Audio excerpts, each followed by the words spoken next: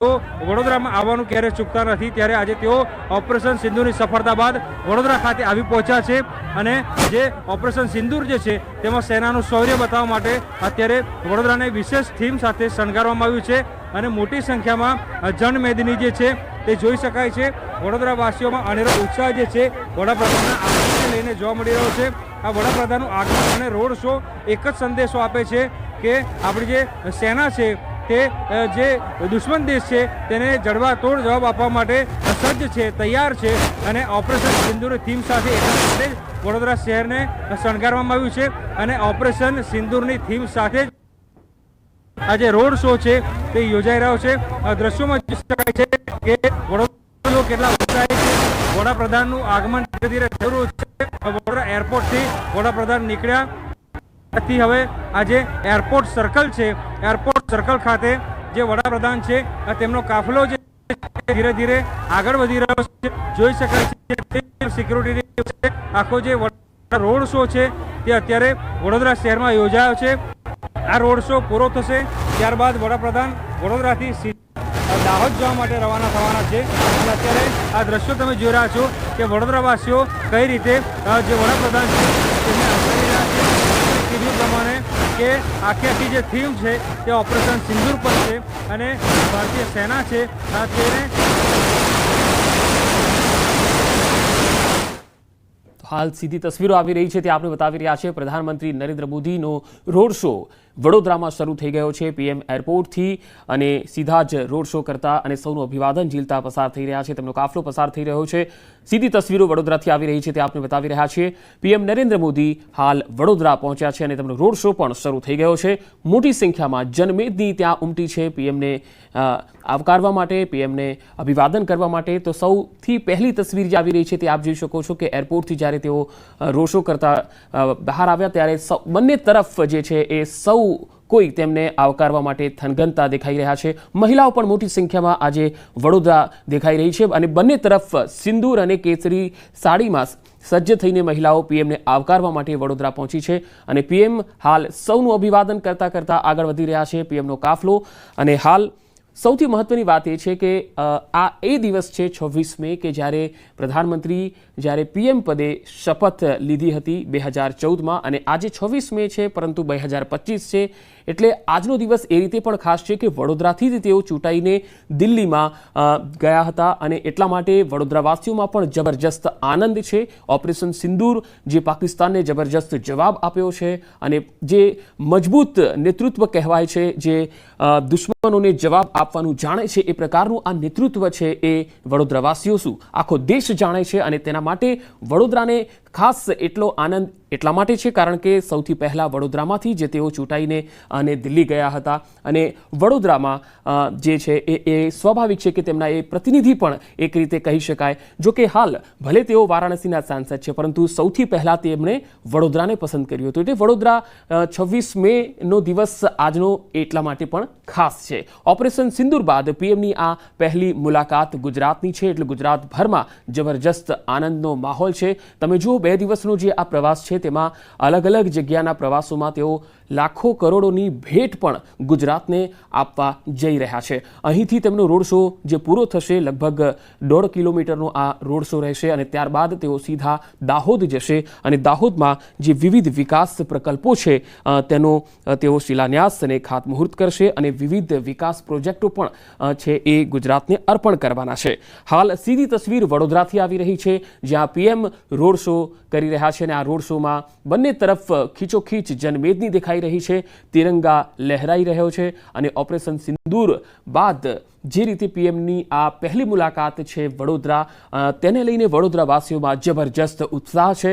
સૌ કોઈ પીએમને આવકારવા માટે થનગનતા દેખાઈ રહ્યા છે અને સવારથી જ મોટી સંખ્યામાં પીએમને જોવા માટે આવકારવા માટે કાર્યકર્તાઓમાં જબરજસ્ત ઉત્સાહ હતો અને તમે જોઈ શકો છો કે પીએમ પણ સૌનું અભિવાદન ઝીલી રહ્યા છે, જાણે છે ગુજરાતની તાસીર કયા પ્રકારની છે અને તેઓ પોતાના કાર્યકર્તાઓ હોય કે પછી ગુજરાતી વ્યક્તિ હોય, ગુજરાતના લોકો સાથે પીએમ હંમેશા જે છે એ લાગણીનો સંબંધ રાખતા હોય છે, હૃદયથી તેમને મળતા હોય છે અને તેમનું અભિવાદન કરતા હોય છે. એટલે આ રોડ શોમાં પણ તમે જોઈ શકો છો કે પીએમ જે છે એ સૌ કોઈને મળતા હોય અભિવાદન ઝીલી રહ્યા છે કારણ કે ગુજરાતમાં જ્યારે પણ પીએમ આવે છે ત્યારે કરોડોની ભેટ પણ આપે છે અને સાથે સાથે ગુજરાતીઓને મળવાનો એક આનંદ, એક લહાવો છે એ પણ પોતાના સ્વમુખે તેઓ વ્યક્ત કરતા હોય છે. અહીંથી તેઓ હવે દાહોદ જવાના છે અને દાહોદમાં જે વિવિધ વિકાસ પ્રકલ્પો છે તેનું તેઓ દેશને અર્પણ કરવાના છે. દાહોદની જ્યાં સુધી વાત છે, દાહોદમાં પણ તેઓ એક લોકોમોટિવ એન્જિન છે તે આપણા દેશને અર્પણ કરવાના છે. ઓપરેશન સિંદૂર બાદ પીએમની આ પહેલી મુલાકાત છે. આજના અલગ અલગ 4 કાર્યક્રમો છે. આજનો આ વડોદરાનો તેમનો આ રોડ શો છે, ત્યારબાદ તેઓ દાહોદ જશે, પછી ભુજમાં તેમનો કાર્યક્રમ છે અને સાંજે અમદાવાદમાં આવો જ એક રોડ શો થવાનો છે. હાલ વડોદરાથી જે તસવીર આવી રહી છે તમે જોઈ શકો છો, મોટી સંખ્યામાં લોકો તેમને આવકારી રહ્યા છે.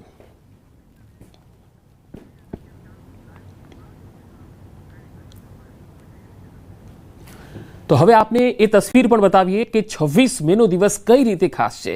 2014માં 26 મેના દિવસે પ્રધાનમંત્રી નરેન્દ્ર મોદીએ પીએમ પદે શપથ લીધા હતા અને એ વખતે જે રાષ્ટ્રપતિ હતા પ્રણવ મુખર્જી, તેમણે શપથ લેવડાવ્યા હતા.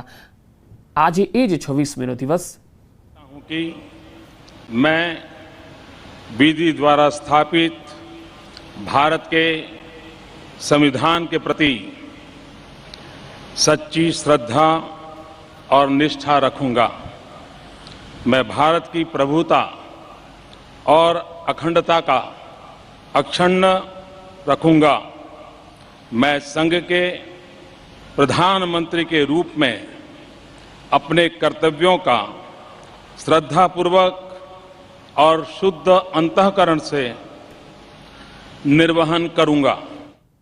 તો એટલા માટે 26 મેનો દિવસ ખાસ છે કારણ કે 26 મે 2014ના દિવસે તેઓ પીએમ પદે શપથ લઈ અને સત્તારૂઢ થયા હતા અને આજનો દિવસ 26 મે છે જ્યારે તેઓ વડોદરાની મુલાકાતે આવ્યા છે. એ વડોદરા કે જ્યાંથી તેઓ પહેલી વખત લોકસભામાં ચૂંટાઈ અને દિલ્હી સુધી પહોંચ્યા હતા. ત્યારે વડોદરામાં પણ અત્યારે જબરજસ્ત માહોલ છે ઉત્સાહનો અને ઓપરેશન સિંદૂર જે ચલાવ્યું હતું પીએમએ અને તેને લઈને લોકોમાં જબરજસ્ત ઉત્સાહ છે. વધુ માહિતી મેળવીએ વડોદરાથી સંવાદદાતા હાર્દિક દીક્ષિત જોડાયા છે. હાર્દિક, વડોદરામાં પીએમનો રોડ શો ચાલી રહ્યો છે, મોટી સંખ્યામાં લોકો દેખાઈ રહ્યા છે, કેવો માહોલ આપ જોઈ રહ્યા છો ત્યાં?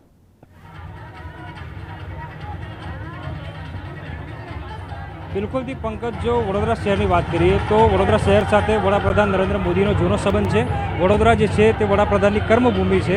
ત્યારે થોડી વાર પહેલાં જે છે તે રોડ શો પૂરો થયો છે. વડાપ્રધાન જે છે, તમે એરપોર્ટ સર્કલના દ્રશ્યો જોઈ રહ્યા છો, અહીંયાથી પસાર થયા અને મોટી સંખ્યામાં જે નાગરિકો છે તેમને વડાપ્રધાનનું અભિવાદન ઝીલ્યું અને ખાસ કરીને મહિલાઓ જે છે તે મહિલાઓએ વડાપ્રધાનનું સ્વાગત કર્યું. આજનો આખો જે રોડ શો યોજાયો હતો એ રોડ શોની માત્ર એ જ થીમ હતી ઓપરેશન સિંદૂર અને મહિલા શક્તિ, નારી શક્તિની વાત જે છે તે આખા રોડ શોમાં કરવામાં આવી હતી.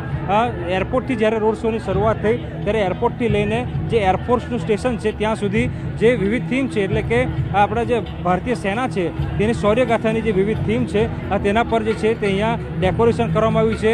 જે કટઆઉટ છે તે લગાવવામાં આવ્યા છે. હોર્ડિંગ તમે પણ જોઈ શકો છો કે હોર્ડિંગ જે છે ઓપરેશન સિંદૂરને લગતા જે સેના જે છે તેના સંદેશો આપતા હોર્ડિંગ જે છે તે લગાવવામાં આવ્યા છે અને લગભગ 26,000 થી 30,000ની આસપાસ જેટલી જે મહિલાઓ જે છે તે આ રોડ શોમાં જોડાઈ હતી. અને વિશેષ વાત કરીએ તો ઓપરેશન સિંદૂર બાદ, એટલે ઓપરેશન સિંદૂરની સફળતા બાદ જ્યારે વડાપ્રધાન પહેલીવાર ગુજરાત અને વડોદરાની મુલાકાતે આવતા હોય ત્યારે ઓપરેશન સિંદૂરની થીમ પર જ તમામ જે વ્યવસ્થા જે છે તે અહીંયા ગોઠવવામાં આવી. થોડી વાર પહેલાં જ વડાપ્રધાન અહીંયાથી પસાર થયા 3 લેયર સિક્યોરિટીમાં. ત્યારે આ જનમેદની જોઈ રહ્યા છો, આ જનમેદની જે છે તે વહેલી સવારથી અહીંયા ઉપસ્થિત હતી.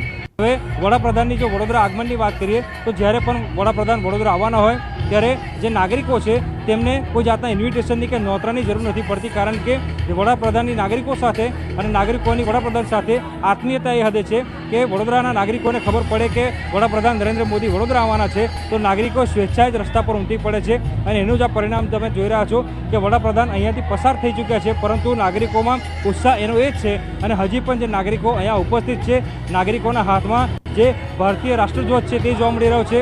જે મહિલાઓ છે તેમને કેસરી સાડી પહેરી હતી અને મેં કીધું પ્રમાણે કે ઓપરેશન સિંદૂર શૌર્યની શૌર્યગાથા અને જે નારી શક્તિ છે તેના સંદેશા સાથે